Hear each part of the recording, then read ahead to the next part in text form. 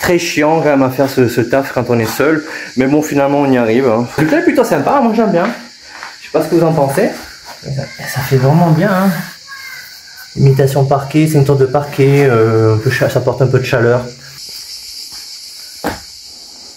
Hello, bienvenue dans cette 6e partie de la vidéo de la rénovation de ce petit cabanon. Pour vous placer un petit peu le contexte, voilà, on a trouvé notre lino, on a fait livrer. Il est là, on a pris à peu près 25 mètres carrés.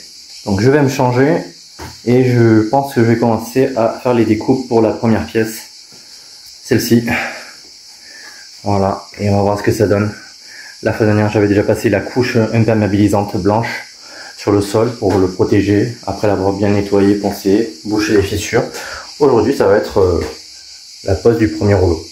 Voilà. Je vais commencer par retirer les rouleaux, je vais les mettre là dehors, passer un petit coup de balai histoire de nettoyer un petit peu, prendre les mesures avec un mètre, je vais tout prendre en mesure, relever les mesures et reporter après sur le lino, faire des découpes dans une autre pièce. C'est un autre petit coin de garage là en bas où j'ai plus de place pour étaler et ouvrir. Et une fois que ce sera fait après, donc je reviendrai là.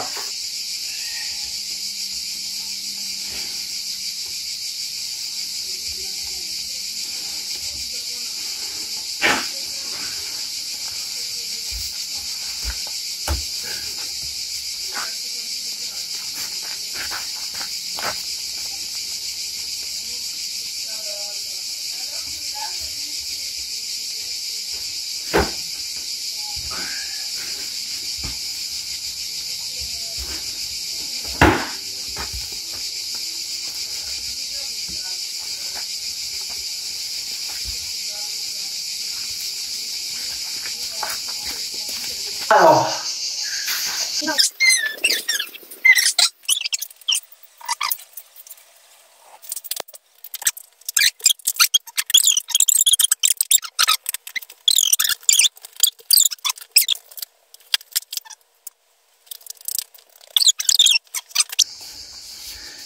allez, on déroule, on déroule, on déroule.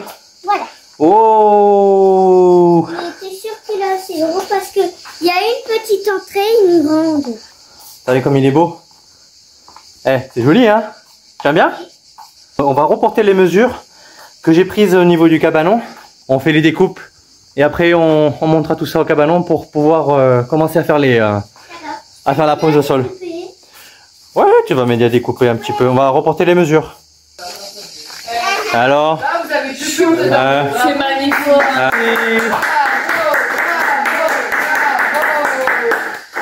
Le parquet est plus rapide que du parquet. Là, je vais juste faire la découpe. Je laissais un petit peu exprès pour pouvoir aller jusqu'au milieu, la moitié de la pièce. Et même jusque pouvoir, là, et faire ça, non? Ben, c'est qu'après, il va y avoir la plaque au milieu. C'est beau, hein. Il y a une petite plaque, tu vois. Et en fait, pour pas qu'on voit la coupe. On remettra un peu de blanc sur certaines zones. Oui, il y a des petites zones comme ça qui sont... Et là, on va mettre le truc. On va mettre les suspensions. Oh, il y a de quoi faire, hein.